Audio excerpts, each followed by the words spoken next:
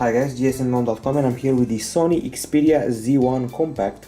It's sort of a mini version of the Xperia Z1, only that it has flagship specifications. I also reviewed the Xperia Z1 recently, and this comes as a fresh mini version of that model, so it's certainly welcome. This model, this compact version, Sony Xperia Z1 Compact, was announced back at CES 2014 in January 2014, and it has hit the stores just a few weeks ago. The price tag of this model is $750, at least on the UK market. It's a high-end phone, but with a small screen. Now let's analyze the design. The first feeling is that you're using a bulkier iPhone, so to say. The thickness is 9.5 millimeters and the weight is 137 grams. As I said, it feels like a slightly bigger iPhone. It's bulky but compact at the same time. It has the same design as the Sony Xperia Z1, but in a more miniatural version. It's also smaller. We got glass at the front, glass at the back, and this is a waterproof and dustproof body that uses lids on top of its ports and slots. It's also less slippery than the Xperia Z1, not because of its surface but because of its size. It's easier to grip with your hand, so it slips harder from your hand.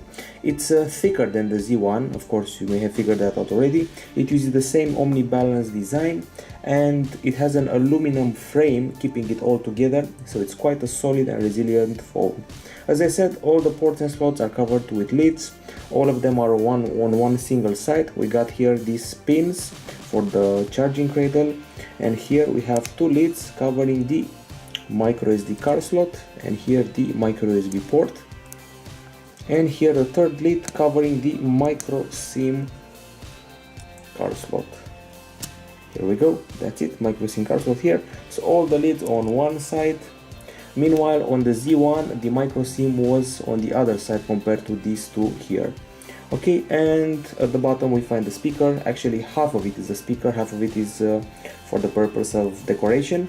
At the top we got the audio jack, at the back we got the camera and flash, and here at the corner you can see a lanyard. We also have a front camera right here, and the buttons are all on this side. We have the typical power button, trademark for the Xperia. It's a metallic small button. We got very small volume buttons and a very small camera button. All of these have weak feedback, especially the camera button. You don't feel it at all. You feel like it's part of a unity here, and it's very hard to press and feel. Also, the volume buttons don't have such a good feedback, so I'm complaining about the buttons here. Also, speaking of the design, this handset comes with straight lines, so after holding it in your hand for a long time, those straight lines may bother you. They may hurt your hand after half an hour of talking on the phone. Overall, the design is compact but unimpressive. Moving further to the hardware, what we're dealing with here, well, this one is a 4.3-inch screen with a resolution of 720p, in case you're wondering. This one is an IPS LCD from what I've heard, and not a TFT like the predecessor. Also, it uses triluminous technology and X-Reality technology, and by the way, this device is waterproof, meaning it can withstand a drop in 1 meter of water for about 30 minutes. Inside this device you can find a quad-core Snapdragon 800 processor clocked at 2.26 GHz.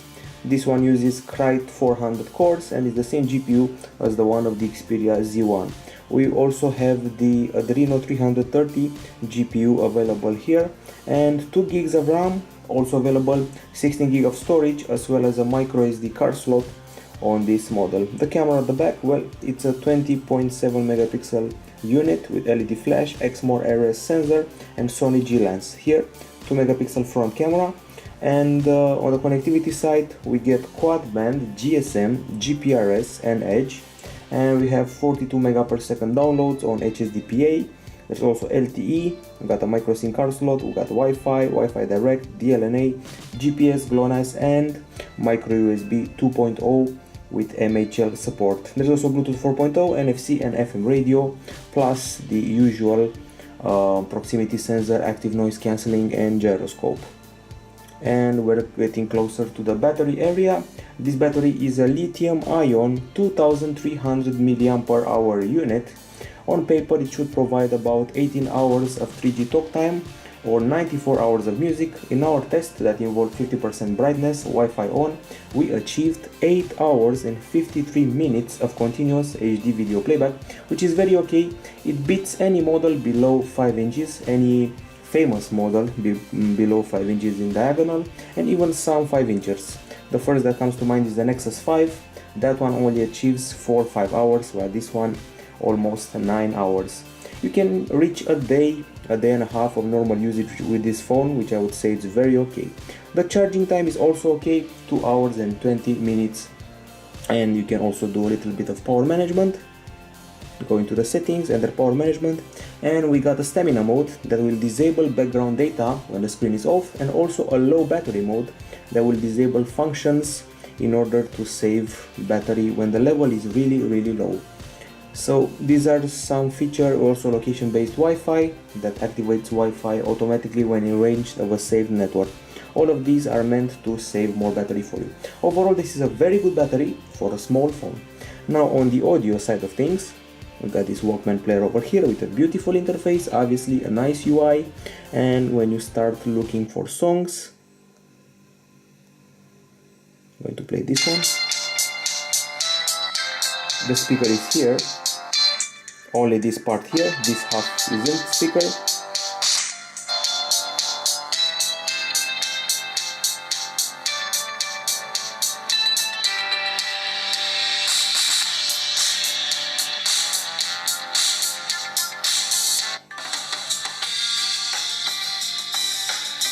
This is the maximum volume, by the way. And now let's see the features. We got clear audio plus. Notice the change. It actually gives you a more natural sound. That's what clear audio plus does. Depending on the song you listen to, it can change the experience to a more natural sound. We also got sound enhancements, which are basically an equalizer with a ton of effects, including some surround sound effects, club, concert hall and all that, studio. There's also clear stereo that will reduce crosstalk when you have the headphones on. You got clear phase that adjusts the sound quality of the internal speaker, and X Loud that will enhance the loudness of the internal speaker. And other options available here. We also have the dynamic normalizer that will minimize volume differences between songs or videos. You remember that time we were listening to a song with low volume and then the next song had a huge volume and that bothered you? Well, this one solves it. Okay, and once again, only the left side of the speaker is actually a speaker. A thing I must mention right from the start is that the speaker is very easy to muffle. Imagine that you're playing a video game or watching a video. As you can see, I'm covering it up very easily, so it's easy to muffle in landscape. Other features worth mentioning here, well, we got this cute little thing called Sense Me.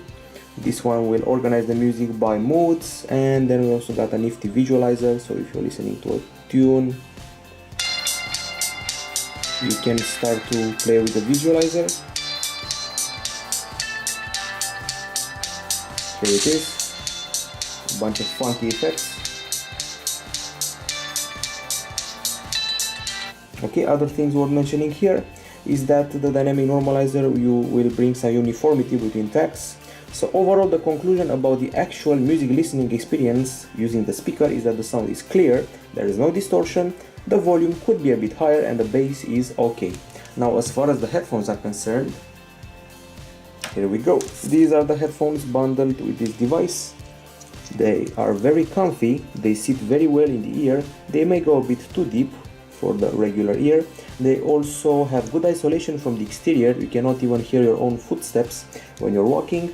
They're loud, they're clear, they have excellent bass, and they're overall excellent, maybe even a little bit better than the Xperia Z1. Excuse me. So as I said, maybe even a little bit better than the Sony Xperia Z1. And I must also mention that we got FM radio. As I said, here it is, FM radio. It requires me to plug in the headphones. And this is the radio experience. Taking a while to charge, bit of lag here, very nice interface.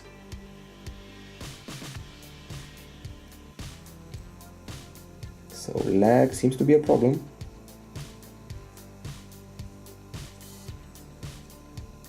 keep that in mind. There's a slight bit of lag when messing with the radio.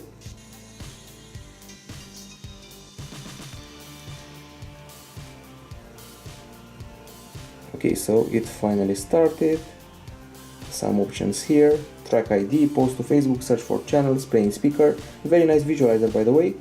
And I wonder if you can also record from the radio. I bet you can. Well, anyway, that's about it as far as the audio is concerned. As I said, I'm very happy with the headphones, and I actually feel that the audio experience on the Xperia Z1 Compact is better than the Xperia Z1 alone. And now on the video side, well, I have to say from the start that the screen on the Xperia Z1 Compact is better than the one of the Xperia Z1. And from what I understood, this one is an IPS, it's not a TFT, which is a big advantage from the start. I'm going to go to the movies area and use our regular test video to check out the capability of the screen. Okay, so let's start from the beginning. This is a 4.3-inch screen with triluminous technology. We got good colors, we got good viewing angles finally. The Xperia Z1 had a huge problem with viewing angles, this one doesn't. We also have X-Reality engine, 720p resolution and very good clarity. The blacks are deep, the contrast is good, and the pixels are of the RGB stripe kind. And now we also have some tests done under the microscope. Okay, so these are the pixels under the microscope. Very nicely shown. This is our lux meter. We achieved 2 lux units on black, which is very good compared to the 11 or such on the Xperia Z1, and a huge 488 lux units on white. This is actually the second brightest phone I have ever tested over the past years, if I'm not mistaken. The HTC One had about 500 points, 500 lux. This one 488 lux units, so very bright. Also the blacks are deep. The Xperia Z1 had a problem with a layer of white that covered the image of the screen. It had a whitish hue, especially when changing the view angles. This one doesn't. It's an excellent screen. And if that wasn't enough, we also have some special options in the display area. We have X-Reality for mobile activated or deactivated. It basically enhances the quality for photos and videos. There's also glove mode. If it's winter outside, you have gloves and you can interact with the screen.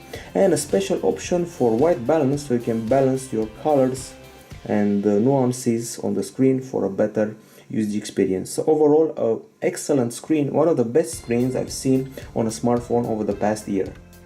Now, as far as the camera is concerned, what we're dealing with here is a 20.7 megapixel camera. In theory, it's the same camera as the one of the Xperia Z1. We're dealing with the Exmor ARS sensor. There's no optical image stabilization, and we got BSI available here. There's also f2.0 aperture, a Sony G lens with a width of 27 millimeters. It's a wide angle lens, and we got Sony Bion Z image processing. I'm using this castle as a muse to take the pictures. And finally, this is the camera interface that you're seeing right here. It has a higher refresh rate. As you can see, it's changing in real time once you're chasing the subject to take a picture of it. And now let me show you the UI. There are two main aspects of the UI. There are the options on the left side and there are the modes on the right side. With the first being Superior Auto. Superior Auto is basically a way to find the perfect mode to take a picture. It will actually sense the situation you're in, the scene you're in, and select the best options for you. This is the picture I've just taken. As you can see, it's pretty good and it's reasonably crisp. So Superior Auto will take care of the situations, but if you don't like that, if you like to set up your things, we got manual here, triggering a bunch of options, a lot of options actually. We proceed further to the modes. We got something called Info Eye. This one will show you barcodes, will show you landmarks. It can read books, text, QR codes, business cards, and actually check out the landmarks around you. For example, if you see the Eiffel Tower, point the phone towards it and you should learn some info. We got Social Live that will basically stream stuff from your camera straight to Facebook. A bit of privacy breach, but people like that. Then there's Time Shift Burst. This one takes about 60 pictures in 2 seconds, and it actually starts taking the pictures before you press the shutter, and then you select the picture you desire. We got AR effect here. This is an option you can have fun with. You can add dinosaurs or funky little masks. on the faces of your friends. As you can see, we got a dinosaur walking on a table and a bunch of other options, as I said earlier, dive, dinosaur, celebration and more. These are childish. Then there are some picture effects. Okay, and moving even further in the modes area, we got sweep panorama and Evernote. Plus you can add more apps just like you add the lenses to the Windows Phone devices. Okay, so now let's take care of the manual option, since that's probably the one with the most settings triggered extra from the normal ones. We got scenes right here at the top, a huge amount of scenes, as you can see. You even have a pet option, snow option, sports. Then we got white balance and exposure. And then comes the flash option, and then come the other ones. For example, the resolution. The highest resolution is 20.7 megapixels, 5248 over 3936 in 4:3. You can also go to 16:9, but that takes you down to 8 megapixels. We got a self timer, smile shutter, focus mode, HDR, ISO going up to 3200, but only in 8 megapixels. When you're using 20 megapixels, the ISO level is 800 maximum. We got the focus mode, metering, image stabilizer, face registration, and some other options available here as well. As I said, there's a ton of options to play with, and I have to say that this camera button on the side, I've said it before, is a bit uncomfortable because it's very small and it doesn't actually respond well to your commands. Okay, now we've toyed enough with the interface. As you can see, the zoom is very sensitive. Let's move further to the gallery and see the pictures that I have actually taken with this camera. We got the album option right here, and we got the pictures here. You can also see them like this, by the place where they were taken, by folders and such. But let's just see those that I've taken recently. Okay, so I must say that it was a very cloudy day and that the colors are not bright, and even in places with better light sources the colors are pretty dim, so this device doesn't actually highlight the colors, and when it does, it tends to slightly oversaturate them.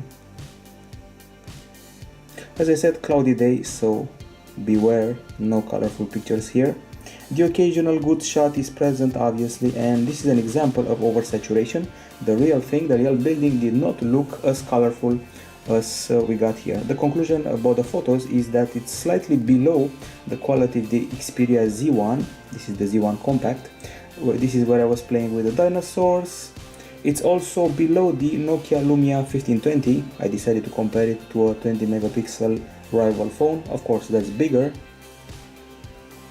Once again, the colors are slightly oversaturated.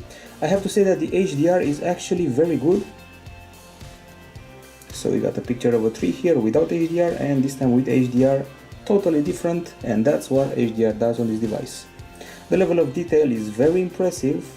You can keep zooming in and it will still remain a crisp image.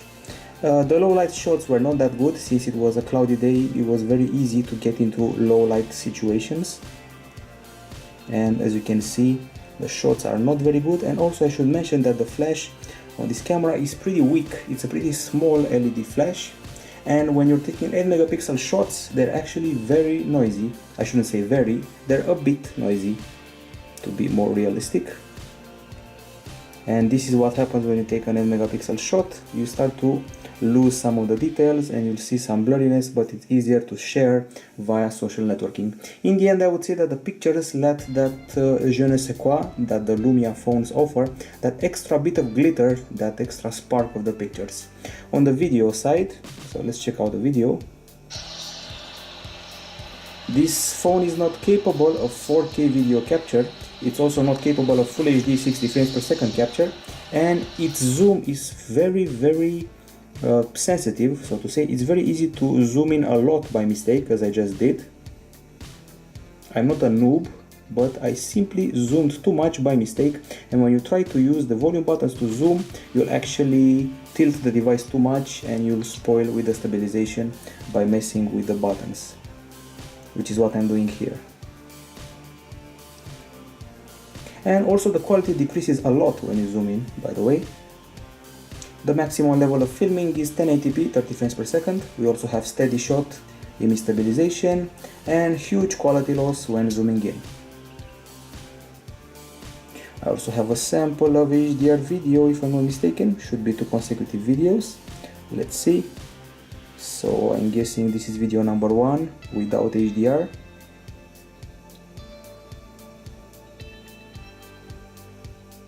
Bunch of shades here near the tree.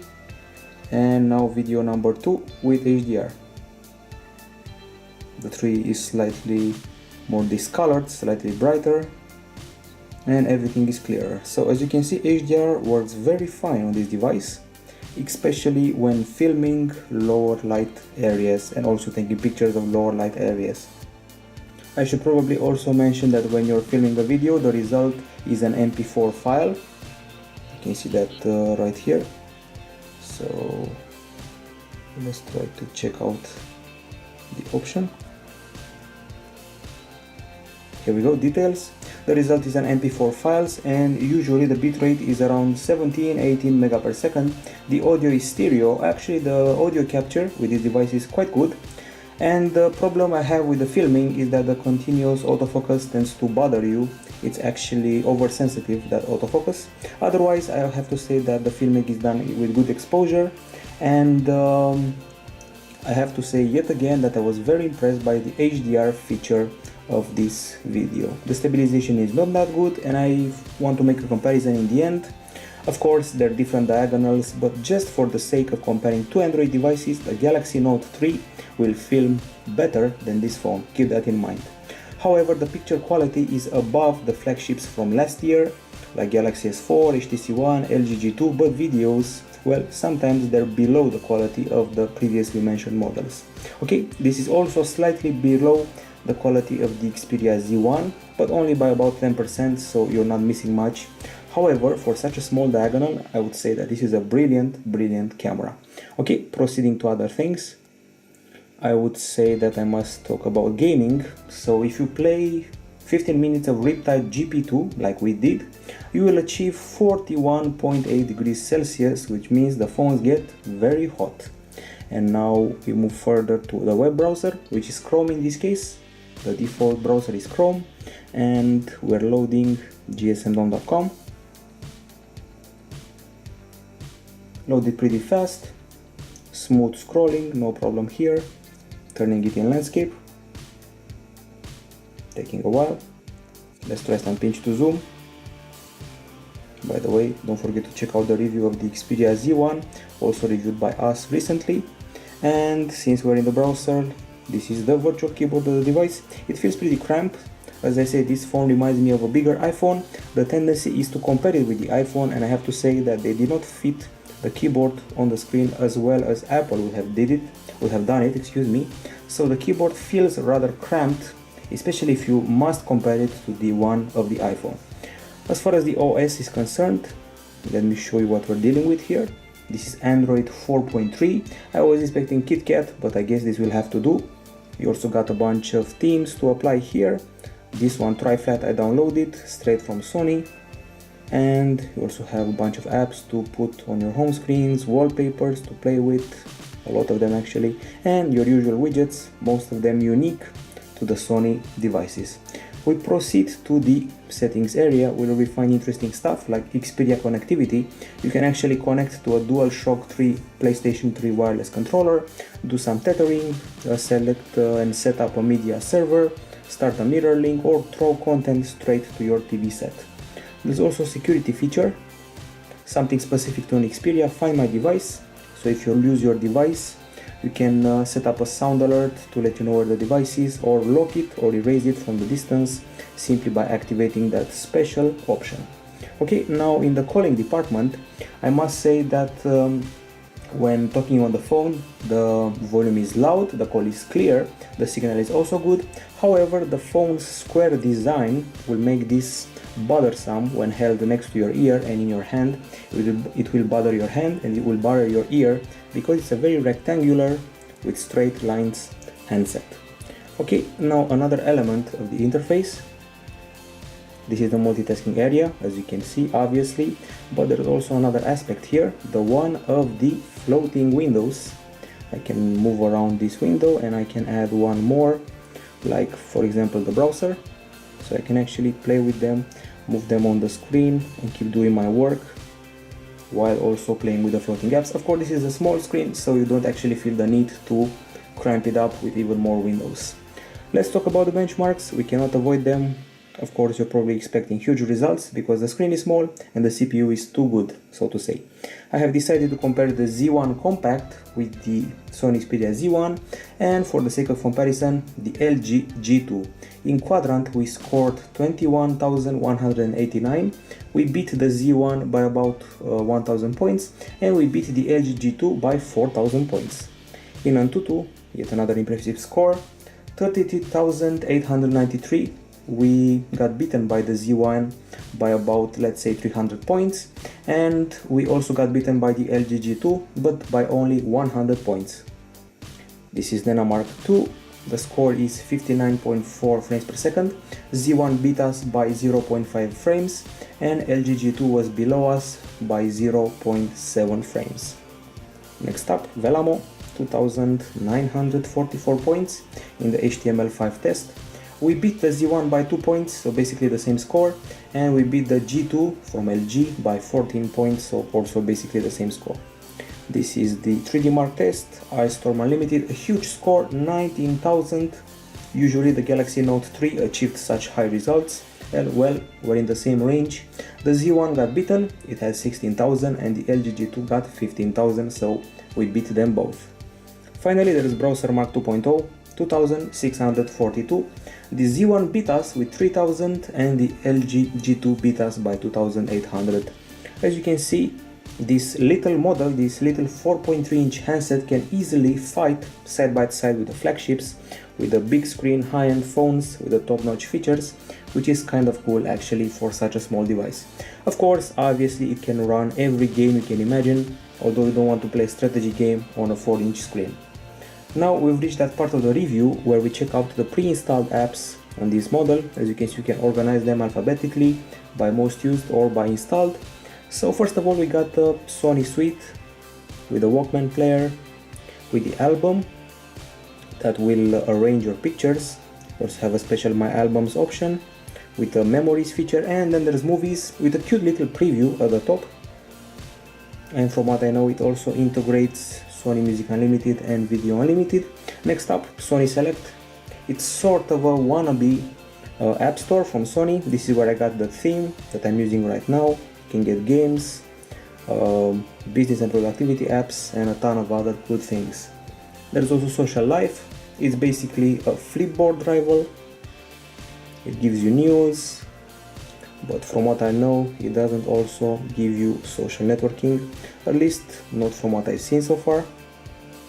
A very nice interface though, and very fluid movement of said interface. Okay, next up, after Social Life, we got YouTube, email, and a cute calendar. Then contact settings, obviously Maps is here, works like a charm.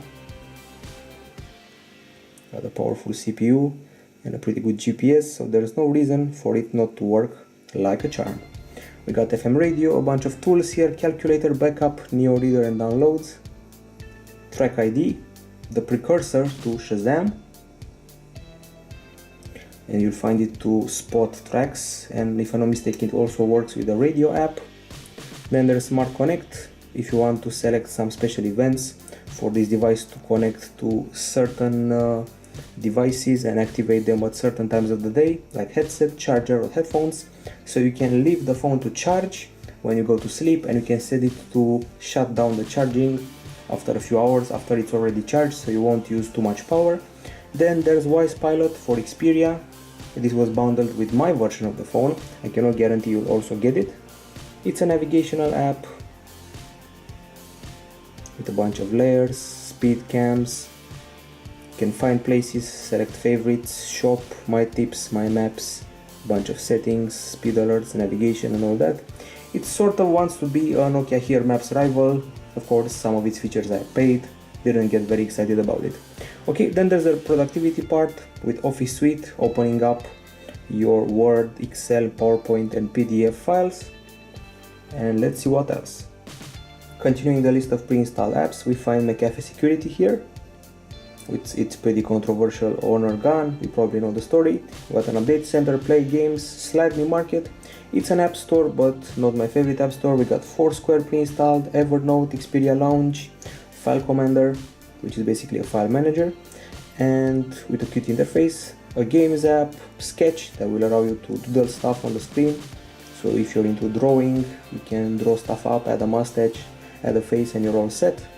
I've also shown you similar features on the Xperia Z1, so I'm not going to detail them further. We got WhatsApp, Pixel Express for editing stuff, Google Drive, and Social Life, and that's about it. As far as the pre-installed apps on this device are concerned, a huge amount of apps. I could have lived easily without 70% of them, so I'll call them bloatware. Okay, time for the end of the review, time for the pros and cons. On the pro side, we got finally an evolution from Sony. I criticized the Xperia Z, I criticized the Xperia Z1 for their TFT screen. Finally, Sony solved the problem and implemented what I would call an IPS LCD screen. People are still arguing whether or not this is an IPS panel or not. Some sources say it's IPS, some say it's still TFT, but in a more evolved version. I would say it's IPS in the end, but when you shut down the light, you'll still see that whitish hue on the screen, so the debate is still going on. However, the screen is very bright, and the pictures taken with the camera beat any flagship from last year. The headphones bundled here are very good as far as the volume is concerned, the clarity and the quality. The battery was very impressive. This model is resilient to dust and water, always a plus. The features are high-end for such a small phone, which is very good. There is no lag, and we got a huge amount of photo and audio options to play with here, so audiophiles and amateur photo takers will be impressed. On the con side, we also have cons. This model tends to overheat. There is no KitKat, although it could have KitKat pre-installed without a problem. The button feedback is very underwhelming, especially the camera button. The zoom is very imprecise, it's very hard to zoom in with the touch and with the volume buttons as well. The filming does not impress you if you've seen other flagships from last year. There is no 4K capture, there is no optical stabilization. The speaker is very easy to muffle when playing games or watching video. And finally, the volume could be higher. Plus, as I said earlier, a lot of bloatware. Who needs all of these apps? Well, not me. Okay, time to give it a final grade. For design, we give it an 8. For hardware, an 8.7 out of 10. And for operating system and user interface, finally, 8.5 out of 10. For a final grade of 8.4 out of 10 right here at gsndom.com. I would have to say that in some aspects the Xperia Z1 Compact is above the Z1, but only in some aspects, such as the grip, easier to hold in the hand, such as the screen and even the battery. So overall 8.4 out of 10 from gsndom.com. Bye bye.